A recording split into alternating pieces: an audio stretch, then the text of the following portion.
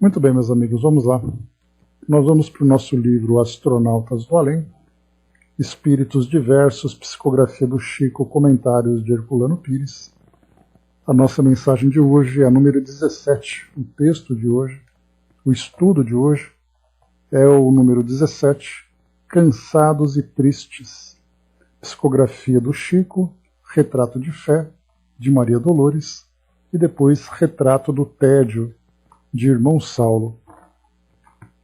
Então, o Chico trouxe para nós aqui, como introdução, para entendermos aqui do porquê do estudo desse tema. Então ele diz assim para nós: muitos dos amigos e irmãos que nos visitavam à instituição mostravam-se desanimados e abatidos. Problemas da vida e conflitos em família eram comentados por grande número de companheiros. E muitos outros se diziam cansados e tristes, sem a alegria de viver. Depois da visita aos lares que fazemos habitualmente, aos sábados, as conversações cessaram e deram lugar à reunião. O Livro dos Espíritos nos deu para estudo a questão 943. O tema que se referia às anotações da noite foi explanado por uma de nossas irmãs presentes. Ao término das tarefas, a nossa Maria Dolores escreveu a mensagem-poema intitulada Retrato da Fé. Bom, o tema aqui então, Cansados e Tristes, me fez lembrar, da letra de uma música que todos nós certamente conhecemos, nós do lado de cá e os nossos amigos do lado de lá também, que viveram aqui conosco, na década de 1980, 90, uma música de uma banda chamada Biquíni Cavadão, intitulada Tédio.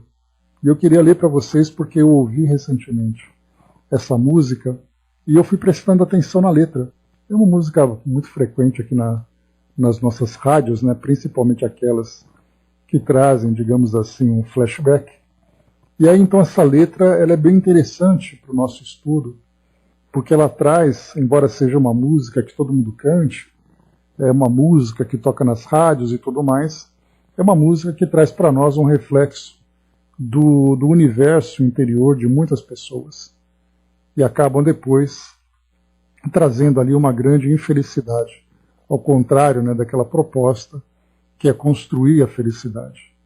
Então essa música Tédio diz assim para nós: sabe esses dias em que horas dizem nada e você nem troca o pijama, preferi estar na cama. Um dia a monotonia tomou conta de mim. É o tédio, cortando os meus programas, esperando o meu fim. Sentado no meu quarto, o tempo voa. Lá fora a vida passa, e eu aqui à toa. Eu já tentei de tudo, mas não tenho remédio para livrar-me desse tédio. Vejo um programa que não me satisfaz. Leio o jornal que é de ontem, pois para mim tanto faz. Já tive esse problema. Sei que o tédio é sempre assim. Se tudo piorar, não sei do que sou capaz. Sentado no meu quarto, o tempo voa. Lá fora a vida passa, e eu aqui à toa. Eu já tentei de tudo, mas não tenho remédio para livrar-me desse tédio. Vejo um programa que não me satisfaz. Leio o jornal que é de ontem, pois para mim tanto faz. Eu já tive esse problema, sei que o tédio é sempre assim. E se tudo piorar, eu não sei do que sou capaz. Sentado no meu quarto, o tempo voa. Lá fora a vida passa, e eu aqui à toa. Eu já tentei de tudo, mas não tenho remédio para livrar-me desse tédio. Tédio, não tenho um programa. Tédio, esse é meu drama. O que corrói é o tédio. Um dia eu fico sério, me atiro desse prédio. Então essa letra, embora ela seja musicada, ela seja até divertida de ser cantada, ela traz aqui no final o desfecho, exatamente como resultado triste da construção desse sentimento, ou da falta de sentimentos que tantas e tantas pessoas acabam vivendo, o tédio. E nessa semana passada mesmo, nós estávamos fazendo um estudo Eu fiz um comentário, né, que a gente fala sobre o tédio, que a gente brinca, né, que eu estou entediado hoje, né, que hoje meu dia está muito chato, porque eu não tenho um programa para poder me divertir e tudo mais, mas que na verdade o tédio ele acaba sendo um sentimento que não é de um momento para outro, não é um sentimento que nos atinge apenas naquele espaço de tempo daquele dia, daquela manhã ou daquela tarde. Na verdade, ele é algo que vai acompanhando muitas pessoas durante grande parte de suas existências. E a grande pergunta que é feita, que nós fazemos é: qual é a causa desse tédio? Kardec, então, ele trouxe para nós essa pergunta junto aos espíritos na questão 493, exatamente, desgosto da vida, suicídio. Então ela é bastante contextualizada, e nesse caso aqui, só para a gente lembrar, é o capítulo 1º do livro número 4, Penas e Gozos Terrestres. Então nesse caso aqui, desgosto pela vida, suicídio, a gente começa a perceber que desgosto pela vida, suicídio, vai diretamente ao encontro da letra dessa música que nós lemos. Quando aqui no final, então, ele diz para nós: tédio não tem um programa, tédio esse é meu drama, o que corrói é o tédio. Um dia eu fico sério e me atiro desse prédio. E quando ele fala o que corrói é o tédio, é exatamente esse tipo de sentimento corrosivo que ele vai durante muito tempo acompanhando a pessoa na sua existência, pelo seu modo de viver, pelos sentimentos que ele traz, né? Da história que ele teve, não apenas da existência atual, mas de uma história que muitas vezes vem de existências passadas, e que nessa existência, que teria ali a oportunidade de modificar a sua trajetória e começar-se a se reconstruir, ou construir-se mesmo de fato, ele acaba exatamente fazendo escolhas em que ele continua naquela condição de estagnação, onde ele começa a vivenciar as decepções, as frustrações, e como foi colocado aqui no trecho da letra, quando ele diz assim, né, leia o jornal que é de ontem, pois para mim tanto faz. E esse tanto faz vai acompanhando a pessoa em várias circunstâncias de sua vida. Não importa o trabalho que ele tem, não importa onde ele mora, não importa se ele tem ou não relacionamentos, não importa aquilo que surge para ser como estímulo para a sua vida, tanto faz. E esse tanto faz, daquilo que para nós também é uma expressão bastante comum, ela acaba se tornando exatamente algo muito profundo e algo bastante impactante, quando não importa o que aconteça, para aquela pessoa tanto faz. Nessa passagem, então, do Livro dos Espíritos, Kardec coloca na questão 943, deixa eu descer rapidamente aqui.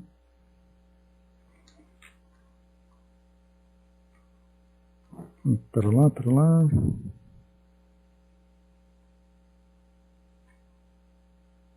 Está aqui então, desgosto pela vida. De onde nasce o desgosto da vida, que sem motivos plausíveis se apodera de certos indivíduos? A resposta: efeito da ociosidade, da falta de fé e também da saciedade. Então aqui nós temos 3 pontos que nós podemos explorar, mas continua aqui a resposta dos Espíritos. Para aquele que usa de suas faculdades com fim útil e de acordo com suas aptidões naturais, o trabalho nada tem de árido e a vida se escoa mais rapidamente.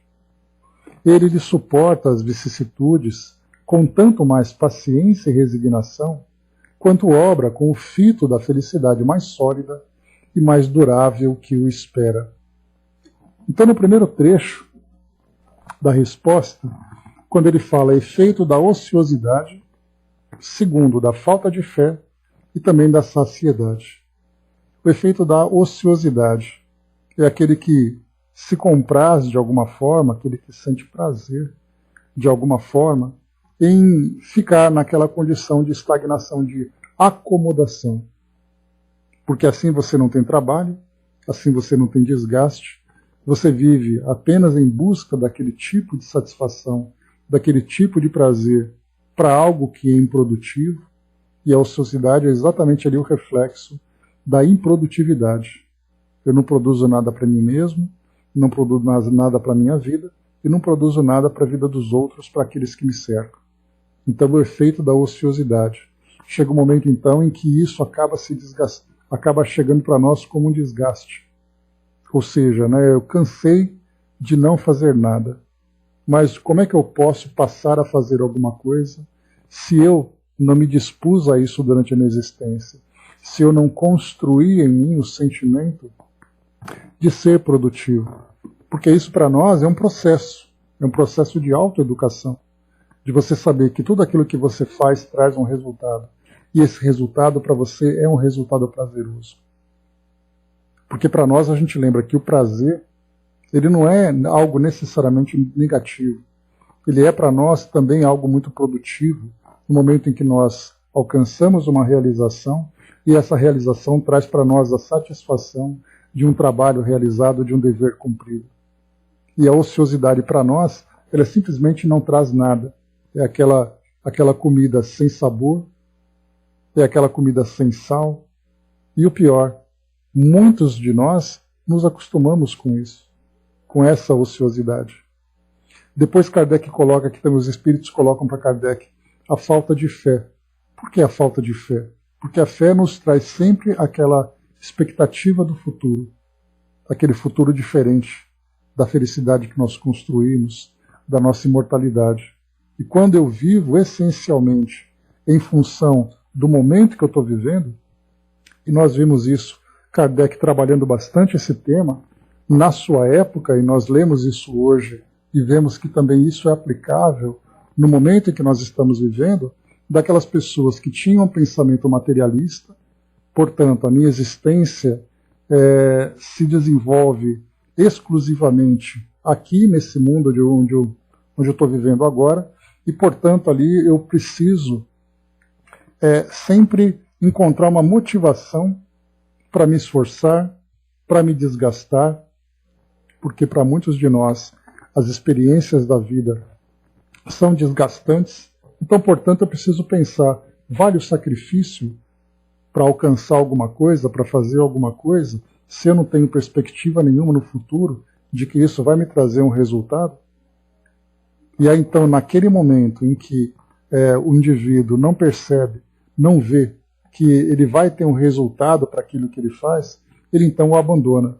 E aí, então, naquela época, a visão materialista, o niilismo, que era aquela expressão que ele trouxe para nós, que significa na crença no nada, faz com que eu, então, já que eu não tenho perspectiva nenhuma, e que nada justifica o meu sacrifício pessoal em função de alguma coisa que a vida pode me oferecer, eu opto, então, por terminar essa dor que me acomete. Então, a falta de fé nos traz isso. Então, há aqueles que têm coragem, como o tema diz para nós aqui, desgosto da vida, suicídio. Há aqueles que têm coragem de cometer o suicídio e há aqueles que não têm coragem de cometer o suicídio. Mas o detalhe é o porquê desse pensamento em a praticar ou não praticar. Na verdade, nós pensamos, é simplesmente o desejo de terminar com esse sentimento. Assim como nós temos aqueles que pensam no ato do suicídio, da autodestruição, para poder dizer, para poder fazer com que a dor cesse, muitas vezes outros optam para fazer com que esse sentimento também cesse, que é uma outra modalidade de dor. A dor intensa que vem através do sofrimento, que vem atrás de experiências dolorosas, E há aqueles que simplesmente vivendo na ociosidade acabam vivendo também uma outra modalidade de dor. É aquela dor de não ter expectativa nenhuma, é aquela dor de ter um vazio existencial. Inclusive nós tivemos, do século XIX para o século XX, filósofos que vieram tratar desse tema, falando sobre o existencialismo, qual é o sentido da vida. E aí então muitos deles, no caso de Sartre, que é um dos filósofos que Herculano Pires vai comentar aqui embaixo, naquele trecho que ele traz para nós das suas reflexões, ele vai dizer assim que é o indivíduo que constrói a sua própria vida. A vida vai responder para nós, vai trazer para nós exatamente o resultado daquilo que nós oferecemos para a vida.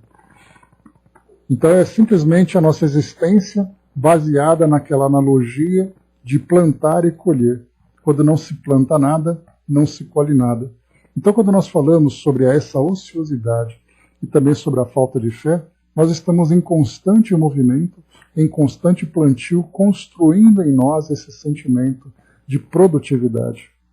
E quando nós encontramos aqueles que não se educaram para isso, não se disciplinaram e não se desenvolveram, tendo como filosofia exatamente isso, serem produtivos, chega um momento da existência que isso pode ser na juventude. Nós temos muitos jovens que passam por esse conflito, quando se fala, principalmente, conflito existencial, que é uma expressão também que nós utilizamos com muita frequência na atualidade. Eu estou vivendo um conflito existencial. Esse conflito existencial ele tem a ver com o existencialismo, que é exatamente o indivíduo se questionar qual é o sentido da sua existência. Porque ele não vê sentido exatamente porque ele não conseguiu, durante as suas experiências pessoais, individuais, fazer a semeadura para que pudesse ter uma colheita. E é muito importante, Miramês fala muito sobre isso também, até mesmo no comentário a essa questão, no Livro dos Espíritos comentado, quando ele diz assim que nós não podemos julgar as pessoas, porque nós não sabemos exatamente quais são as motivações que ela tem para ir em frente, ou quais são as amarras, quais são as travas que ela tem, que as impedem de ela ir para frente. Então é algo assim que a gente começa a pensar o indivíduo que vivencia esse conflito, e hoje nós temos tanto a psicoterapia, como nós temos também a psicanálise, que são formas de fazer com que o indivíduo se veja e comece a ter opções de caminhos diferentes daquele que ele então escolheu. Então, ociosidade e falta de fé. E também da saciedade, que é um outro ponto que os espíritos trazem para Kardec, que são aqueles indivíduos que, de acordo com as circunstâncias da sua vida, de acordo com aquilo que ele possui, com o patrimônio que ele construiu, ele se viu naquela situação em que ele não precisa mais fazer força para nada, porque tudo que ele precisa ele tem. E esse é um dos grandes problemas, que hoje nós exploramos muito pouco, ou se explora muito pouco, perguntando, por exemplo, alguém que ganha na loteria, essa pessoa ela consegue alcançar a felicidade plena? Porque então ela tem tudo para comprar o que ela quer. Enquanto o dinheiro existir, ela está se satisfazendo. Chega um momento que ela pergunta, e agora? Para onde eu vou? O que eu faço? O que eu compro? E aí então nós vemos, quando nós temos várias saídas, várias fugas, na verdade, quando indivíduos começam então a se enveredar pelo alcoolismo, começam a se enveredar pelas drogas, começam a se enveredar por vários tipos de vícios, exatamente para fazer com que essa saciedade, que faz com que ele caia na estagnação, se transforme em algo dinâmico na sua vida. Mas aí são métodos que nós sabemos, métodos artificiais. Porque ele procura vivenciar essa movimentação através de substâncias que são autodestrutivas. Então, ociosidade, falta de fé e saciedade. Daí então Kardec coloca, quando ele pergunta de onde nasce o desgosto da vida, sem motivos plausíveis que se apodera de certos indivíduos. Porque motivos plausíveis é quando nós encontramos ali as várias situações dolorosas, que vivenciamos aqui no nosso dia a dia, frustrações, perdas, e vários outros tipos de experiências que são dolorosas. Pessoas, por exemplo, que tomadas pela dor de uma doença terminal, por exemplo, ou a perda de um ente que é muito estimado, muito querido, e de repente ele se vê naquela situação, são motivos que para eles são plausíveis. Agora nós vamos encontrar pessoas que aparentemente, dentro da nossa visão, têm tudo para ser feliz. E por que não conseguem a felicidade? E nós vemos muito isso no meio artístico, no meio esportivo, onde pessoas ganham fortunas de uma hora para outra e de repente elas cometem um suicídio porque entraram em depressão. Não raras vezes nós vemos na televisão, fulano de tal cometeu suicídio. E era um artista famoso, com vários filmes, com fortunas, com mansões, e mesmo assim ele conseguiu, ele chegou nesse caminho. E aí nós perguntamos, é a ociosidade, é a falta de fé ou a saciedade? Já que a princípio ele tinha tudo na vida. Por isso, então, os espíritos complementam aqui para nós. Para aquele que usa de suas faculdades com um fim útil, e esse útil nós lembramos que a utilidade para quem? Para nós mesmos ou para o mundo onde nós vivemos? Porque muitos daqueles que vivem tomados pelo egoísmo, apenas utilizando suas próprias habilidades e seus talentos, apenas para satisfação pessoal, no momento em que ele consegue alcançar tudo o que ele deseja, vem ali então um sentimento de saciedade. Agora, quando nós falamos sobre ser útil para os outros e para o mundo que nós vivemos, aí então nós sempre teremos oportunidade de expandir cada vez mais essa nossa habilidade e dedicar cada vez mais do nosso tempo e dos nossos esforços. E ele continua para nós aqui também, não apenas ali com relação ao fim útil, mas de acordo com suas aptidões naturais. Por que aptidões naturais? Porque muitos são aqueles, e isso já foi falado, Kardec já trabalhou esse tema em outras passagens, que são muitos daqueles que escolhem caminhos para as suas vidas de acordo com aquilo que o mercado oferece para ele de bom retorno. Ou aqueles que utilizam, né, que seguem determinadas carreiras, por exemplo, vão morar em determinados lugares e tudo mais, de acordo com o retorno que ele pode ter. Quantos são aqueles jovens que escolhem, né, me recordo na época de faculdade, de colegas que iniciavam a faculdade e de repente abandonavam o curso porque ficaram frustrados, não era aquilo que eles queriam. Mas aí nós vamos encontrar a pressão da sociedade, pressão da família, para que ele use, para que ele siga por esse caminho, mas não é aquilo que ele deseja. Kardec ainda comenta, né, num dos trechos que nós estudamos, quando ele diz assim, né, que muitas vezes você é forçado a seguir a profissão da família. Por exemplo, né, o jovem precisa estudar medicina porque existe um histórico de médicos na família, mas na verdade ele queria ser artista. E aí então ele diz, eu não posso ser artista porque me obrigaram a ser médico. E aí então ele continua trabalhando nessa medicina, trabalha de acordo ali com a sua agenda, com as suas obrigações e compromissos, mas por dentro ele está vivendo aquele vazio. Até que chega um momento dizendo assim, o que eu fiz da minha vida? Certamente para os outros que receberam o seu atendimento, que foram ali beneficiados pelo seu esforço, certamente todos eles foram ali beneficiados. Todos receberam, né, ali o resultado do seu esforço. Mas para ele se construir, e aí vem exatamente essa ideia do existencialismo na filosofia, que a vida vai ser o resultado daquilo que ele planta. Se ele não teve a satisfação de plantar, portanto, ele não terá a satisfação de colher para si mesmo. Por isso é colocado aquele que usa de suas faculdades com um fim útil e de acordo com suas aptidões naturais. O trabalho nada tem de árido e a vida se escoa mais rapidamente. Exatamente aquela ideia, o tempo passa rápido para aquele que está em constante movimento, em constante produção. Para aquele que vive nessa ociosidade, nesse tédio que nós estudamos, a vida parece que se arrasta. Ele lhe suporta as vicissitudes, né, que são as alternâncias das situações, felicidade, alegrias, dificuldades e tudo mais. Ele passa por cima, porque a sua vida está em constante movimento.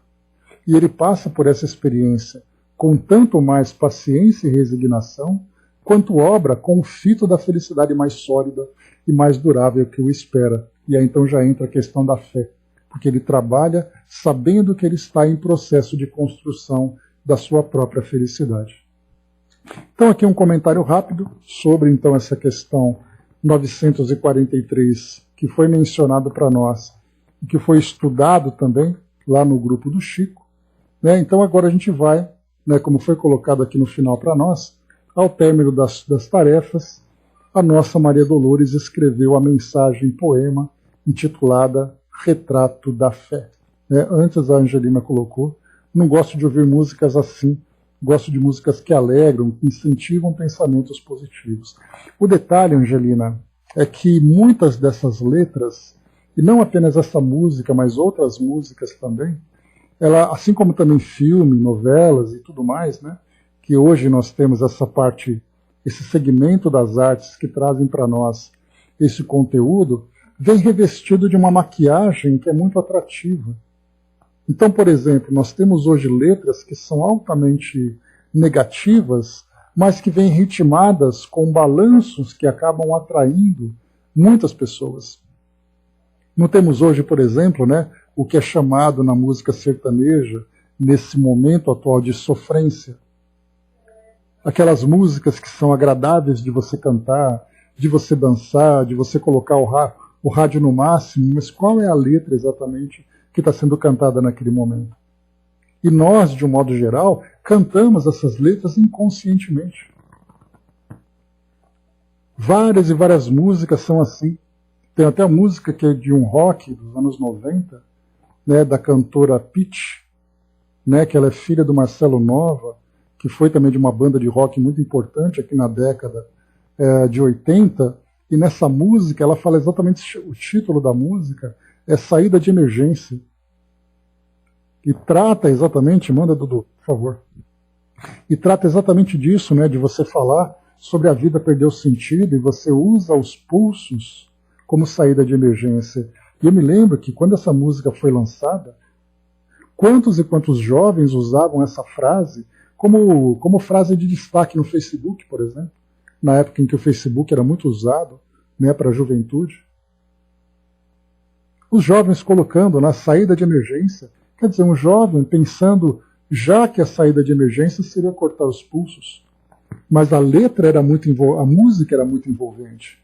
Era uma balada que todo mundo cantava nos shows, as pessoas gritavam assim de uma forma quase que ensandecida, que inclusive eu também gosto muito, que é realmente uma música muito agradável para quem gosta do estilo.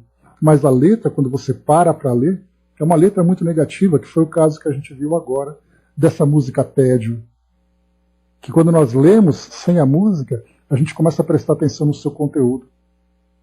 E a gente vê que no final, um dia eu fico sério e me atiro desse prédio. Mas cantando isso no show, você nem se dá conta. Né? Bom dia, professor.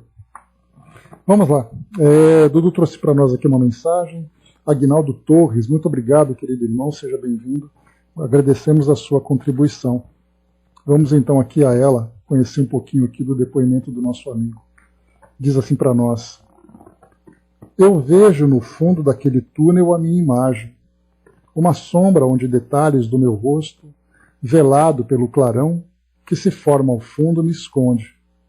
Mas ainda me vejo no fundo daquele túnel, onde aquele trem barulhento e esfumacento sempre passava naquele mesmo horário em que eu o alcançava, e pingenteando eu pulava sobre aquela escada de ferro.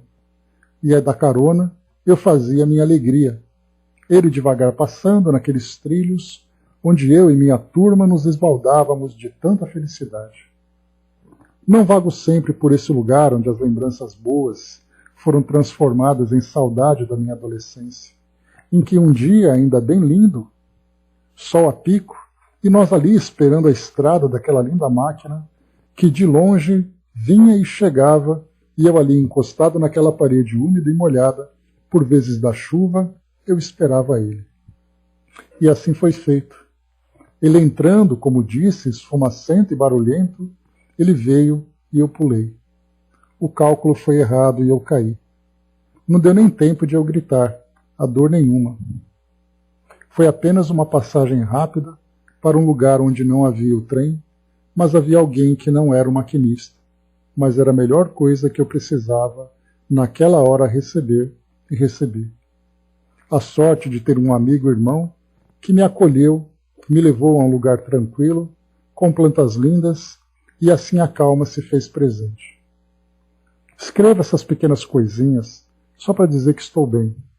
Não sou e nem fui considerado suicida, mas a vontade de estar naquele trem de novo foi grande, e assim aquela luz que ao fundo eu via e velava a minha imagem na sombra era uma boa lembrança, mesmo sabendo que eu fiz a coisa errada, mas que consegui chegar aqui, nesse plano feliz. Obrigado, meu Deus. Obrigado à espiritualidade de luz que me faz mais tranquilo e calmo, e sem o medo de quem pensava seguir num caminho pior do que o que hoje estou seguindo. Até lá, amigos, muita paz, Aguinaldo Torres. Aí nada mais né, a gente vê aqui, né, nada mais do que os ímpetos da juventude, né, em que a gente quer fazer daquelas aventuras, né, e numa imprudência a gente acaba interrompendo a nossa existência. Quantos e quantos, né, somos os jovens que em cima de uma moto, dirigindo um carro, andando, né, numa árvore, numa ponte, correndo atrás de trens, né, como nosso querido Aguinaldo, e aí então, por causa de um cálculo equivocado, acaba depois retornando ao mundo espiritual dessa forma. Mas como ele coloca para nós, né, o acolhimento de um amigo que estava próximo trouxe para ele ali a oportunidade, né, de rapidamente se refazer e já se reprogramar para seguir em busca da sua felicidade. Né? Obrigado pelo seu depoimento, meu amigo. Bastante produtivo para nós. Nós, inclusive, estudamos, né, há muitos anos, não sei se vocês se recordam, foi também, Dudu, pingente de trem, né? Então, não sei se vocês se recordam, a gente estudava sobre o suicídio, mas, na verdade, o nosso tema naquela manhã era sobre o suicídio inconsciente. E a gente ficou debatendo, né, quando a gente pode considerar um suicídio e quando a gente pode considerar uma negligência, né? E aí, então, nesse debate, a gente percebeu que o suicídio, dentro da definição que nós precisamos estudar, nós que estudamos, né, a doutrina e temos ali uma compreensão um pouco mais ampla, né, o suicídio deve ser entendido como uma intenção clara de um indivíduo que quer interromper a sua existência. Fora disso, né, exatamente do esporte radical.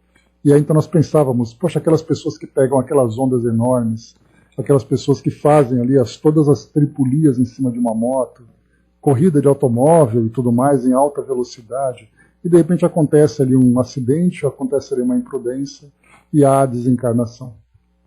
Nesse caso, o espírito então responde pela negligência, né, mas não pelo suicídio, porque ele não tinha intenção. Porque na época a gente falava sobre André Luiz comentando sobre o suicídio inconsciente, né?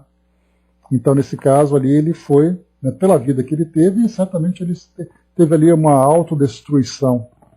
Mas ele não tinha a intenção de voltar ao mundo espiritual, interrompendo a sua existência, né? Então, essa é uma questão filosófica que a doutrina espírita nos oferece, nos proporciona, para podermos aprender um pouco mais, né, sobre a natureza humana e as escolhas que nós fazemos. Deixa eu ver aqui. Bom, vamos lá. Então aqui agora retrato da fé. Quando nós falamos então aqui sobre o tédio, né, então Maria Dolores trouxe para nós essa mensagem, né, retrato da fé. Ao homem que tombara em desalento, crendo-se velho, inútil e sozinho, Deus permitiu pudesse escutar certa feita grande árvore seca, mas de pé, que lhe falou num cântico de fé à beira do caminho. Amigo, ergue-te e segue, Deus nos vê. Não perguntes por quê. A velhice aparente nos recobre. Muitos passam aqui parando na viagem, lamentam minha nudez, dizem-me triste e pobre. Entretanto, ainda aguardo a seiva da esperança e da coragem que Deus criou em mim. Um dia fui esplêndido jardim.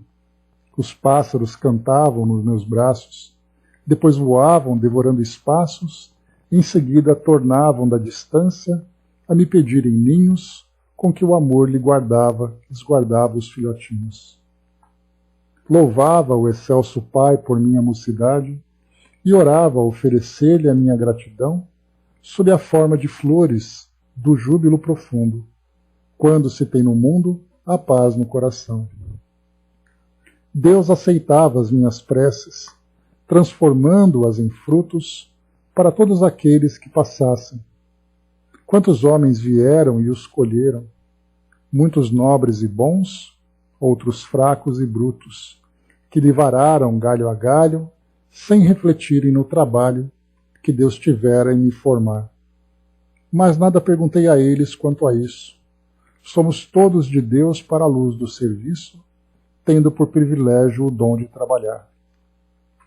Minha copa era grande, era um vestido, todo ele a vibrar entretecido, de folhas semelhantes a esmeraldas, por isso mesmo, ante o varão candente, alegrava-me ouvindo a voz de tanta gente que me buscava ao teto, assim como se busca a brandura da fonte. Quando o sol nos ofusca, lembrando águia de fogo, fugindo sem cessar ao pouso do horizonte. Depois o tempo veio. Tudo parece haver levado.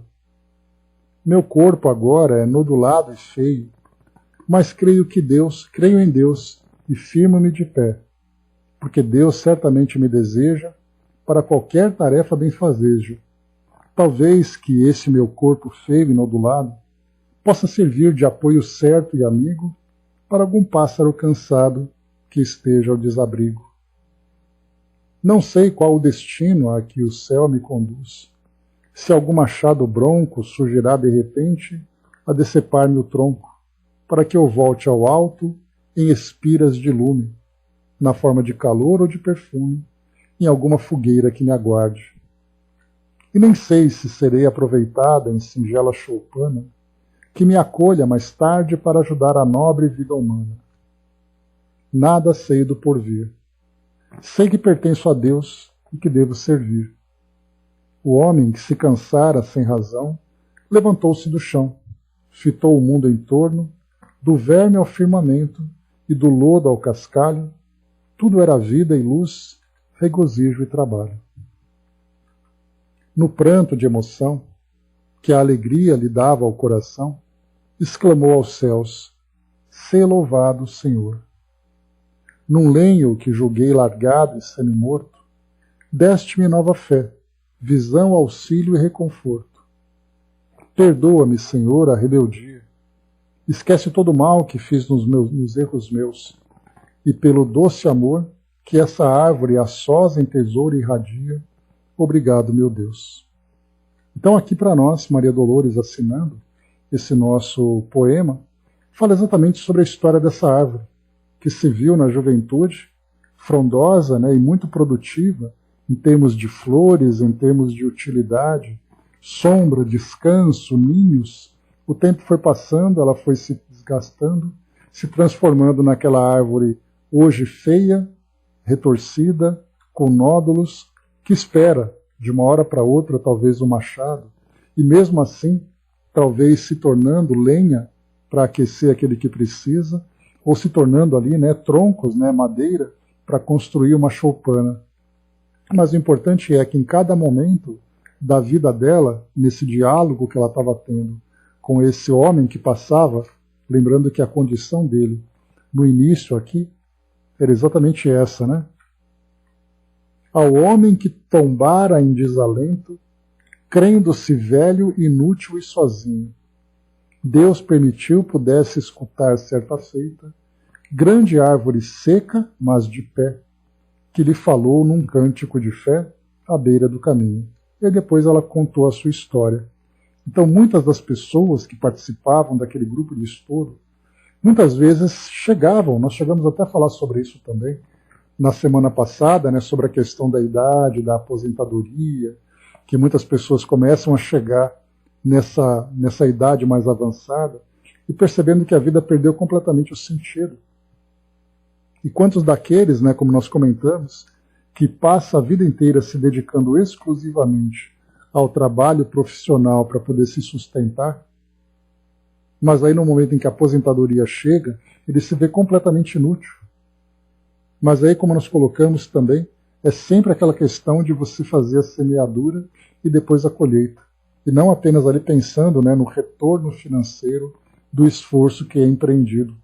Mas ao contrário, né, o que é contado para nós não é aquilo que você produz no trabalho que você executa, mas é o desejo de produzir.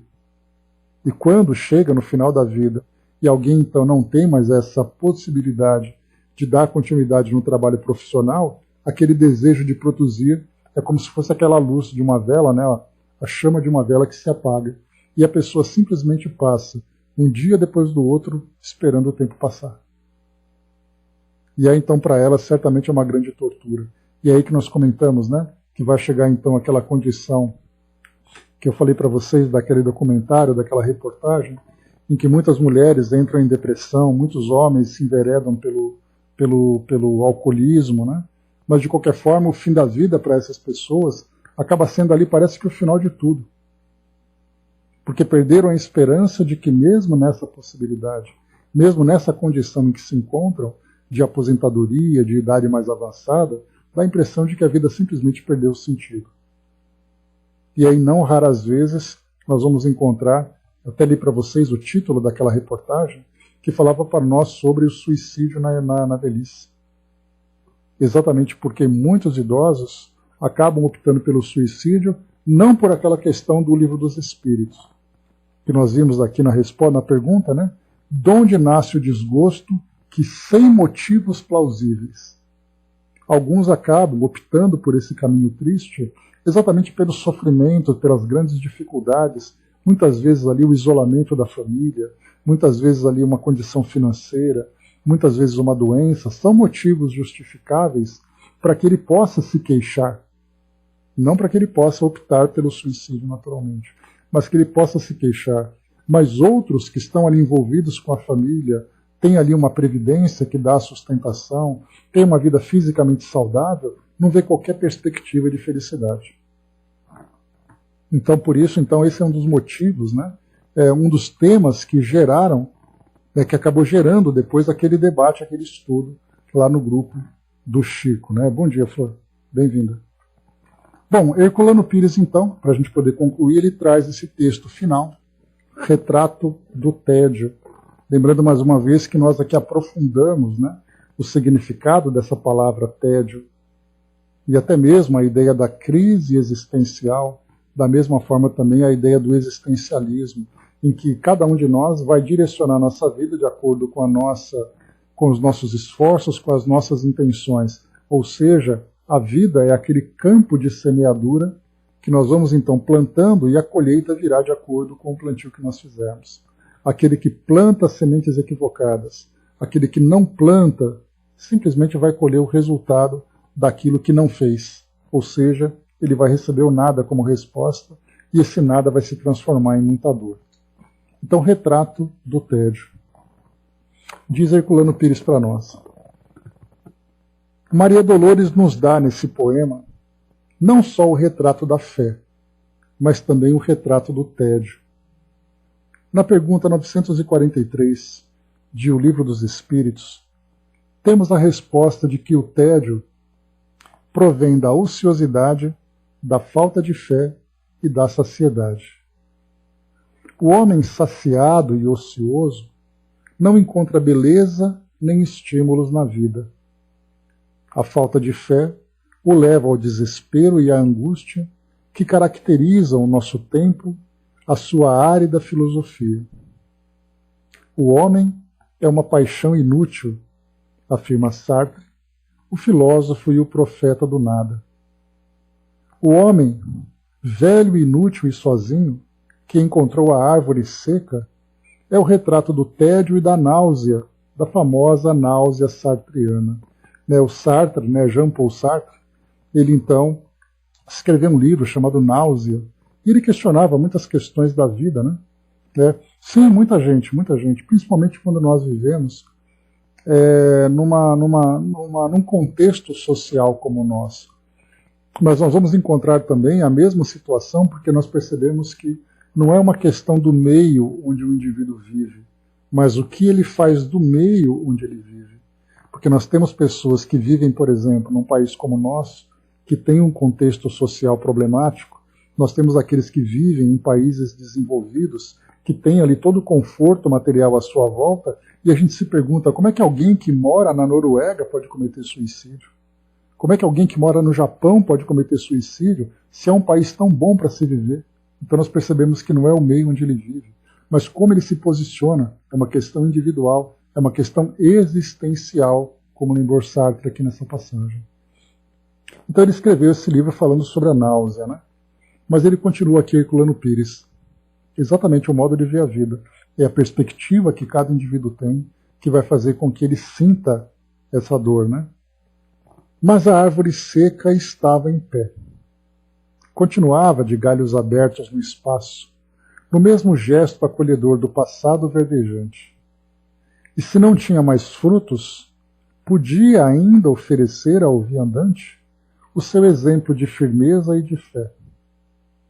Todas as coisas falam, e se tivermos ouvidos de ouvir, como nos ensina o Evangelho, as pedras podem clamar ao nosso redor e as árvores secas podem transmitir-nos as suas mensagens.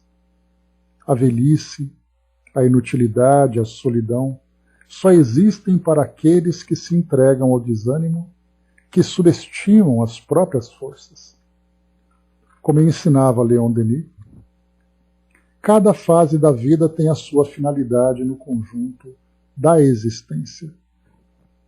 Se as forças físicas enfraquecem na velhice, as forças espirituais podem aumentar. E se o homem não tem mais ilusões, tem experiência e sabedoria. O jovem afoito, embriagado pela juventude, está sujeito a muitos erros e decepções. O velho, experimentado e compreensivo, será uma velha árvore que pode acolhê-lo e despertá-lo para a compreensão real da vida, apontando-lhe o caminho seguro da fé à luz da razão. O tédio é a ferrugem da alma. Só corrói as almas que se abandonam a si mesmas, que se atiram por covardia aos montes de ferro velho. E aqui a gente faz uma relação. O tédio é a ferrugem da alma, só corrói as almas que se abandonam a si mesmas. A gente vai fazer aquela relação, o que corrói é o tédio, naquela música, né, do Biquíni Cavadão que nós lemos no início. Então a gente percebe que é uma expressão que ela é bastante generalizada e que dá para nós esse entendimento. O tédio ele vai corroendo a alma, porque isso não é algo que apenas vai desde o início, lá no final da vida de alguém. Porque a gente percebe que isso é algo que vai surgindo, muitas vezes, durante toda a trajetória de um indivíduo. A Flor comentou aqui, né, como tem gente tirando a própria vida ou tentando. Minha amiga tentou, fiquei tão mal, né? Então a gente vê ali que as dores da alma, Joana de Ângeles fala sobre isso, são dores muito profundas, né? E cada pessoa tem ali o foco da sua dor. Então, quando se opta por esse caminho, na verdade, a gente lembra sempre, conforme nós estudamos, que a pessoa não quer simplesmente deixar de existir. Ela não quer abandonar a vida. Na verdade, ela quer fazer com que aquele sentimento que tanto a machuca, que ele pare de fazer isso. Então é uma forma de você se anestesiar. É uma forma de você fugir. Né? Mas aí então vem uma triste visão, porque a doutrina espírita, exatamente, Angelina, né? É uma triste escolha, porque a imortalidade não é uma questão de crença. Muitas pessoas pensam, né? A vida no mundo espiritual, depois que você morrer, você vira um espírito, você vira uma estrela, você vira qualquer coisa depois que você morre. Isso acaba se tornando um objeto de fé. Mas a questão da imortalidade não é um objeto de fé, é uma realidade.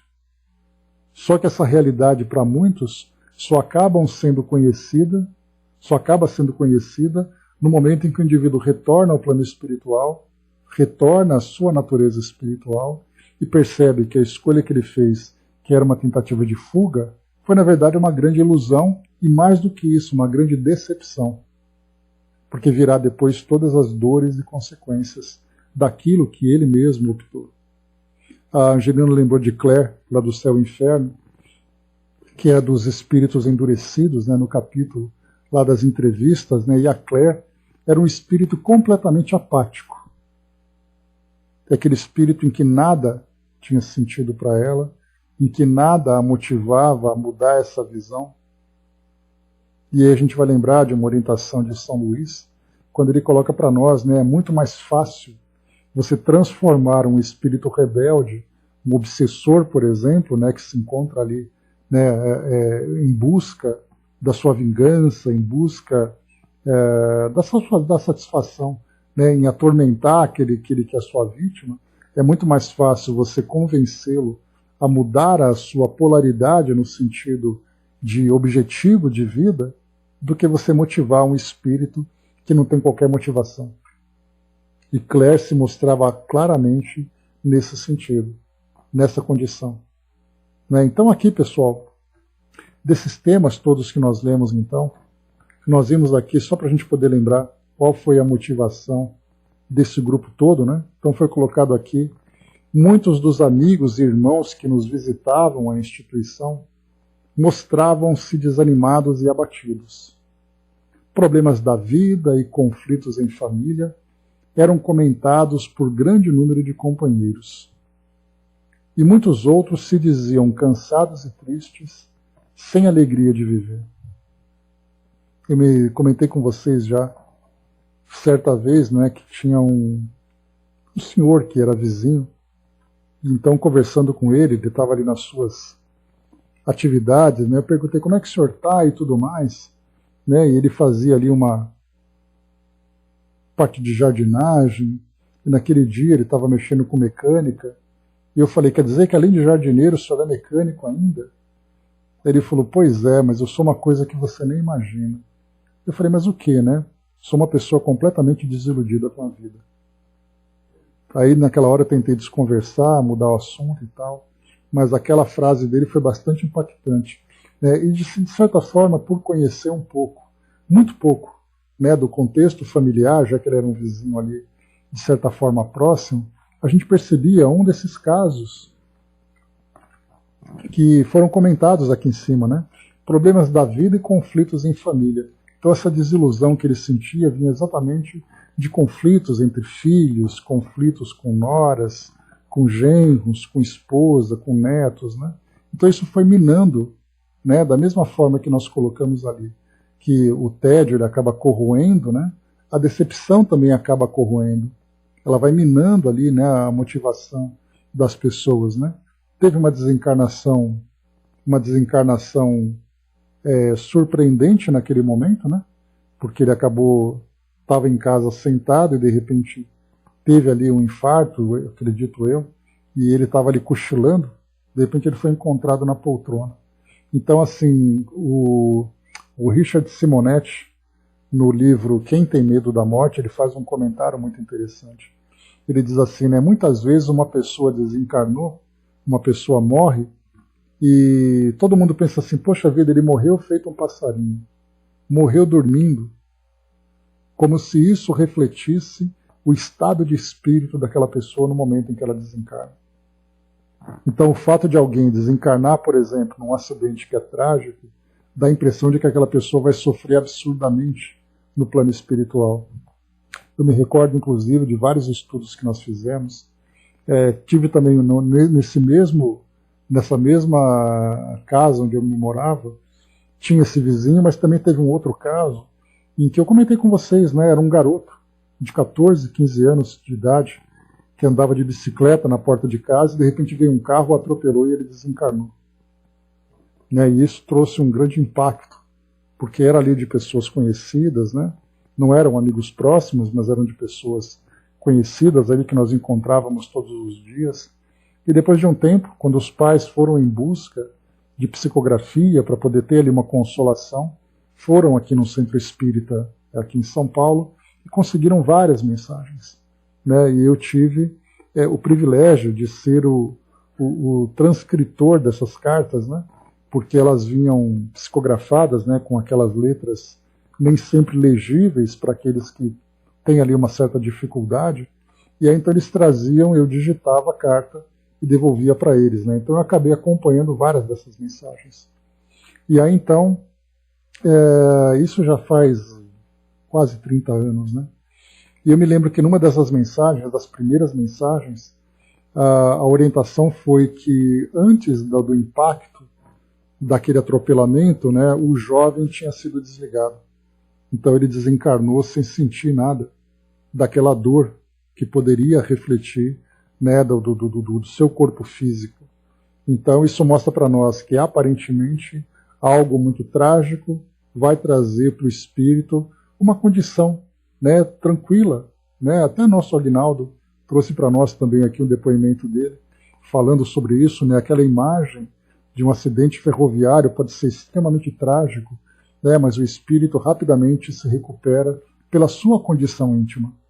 Enquanto que outros acabam desencarnando dormindo, acabam desencarnando numa condição aparentemente tranquila, mas o seu estado de espírito é um estado muito sombrio, ou muitas vezes um estado muito vazio, como esse caso desse vizinho, que era um vizinho querido para nós, e que ele, embora sempre fosse ali cortês, sempre fosse aparentemente alegre nos seus comentários, intimamente ele vivia essa infelicidade, essa desilusão com a vida.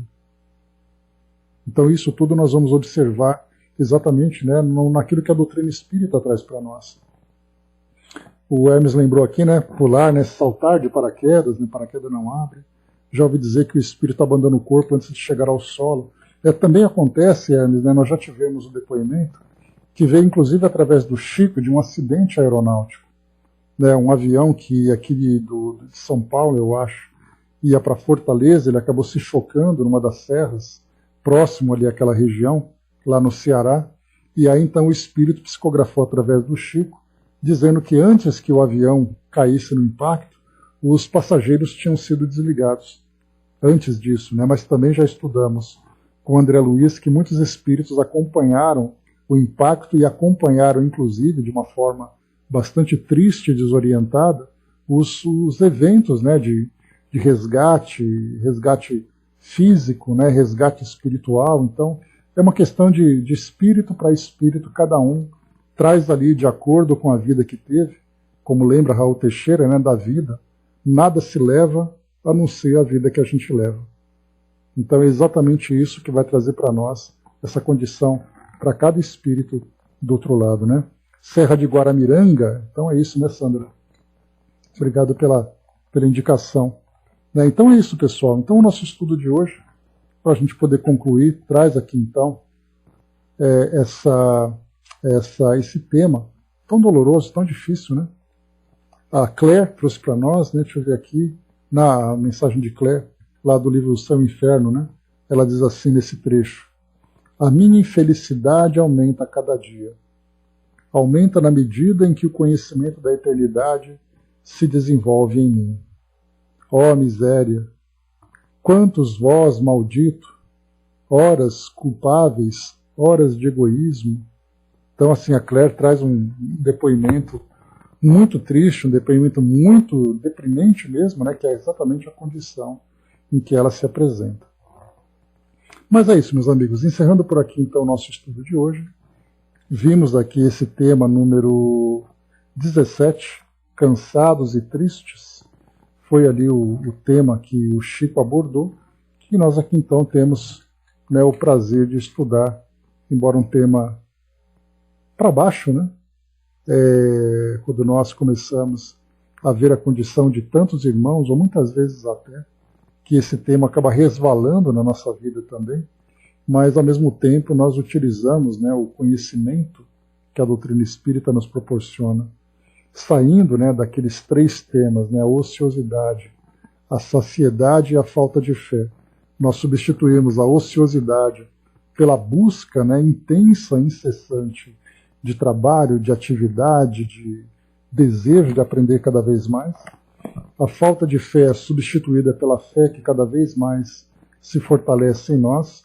E a saciedade, porque para nós nunca estamos satisfeitos, né? Nunca estamos saciados, nós queremos sempre mais no sentido de crescer, no sentido de produzir para nós e para aqueles que estão próximos, né? A Angelina colocou para nós: a vida é movimento. Exatamente. A vida é um eterno movimento e nós temos que fazer com que esse movimento seja proveitoso para todos nós. O Fabi colocou, né, mas muito importante porque também podemos entrar nesses estados emocionais e aí já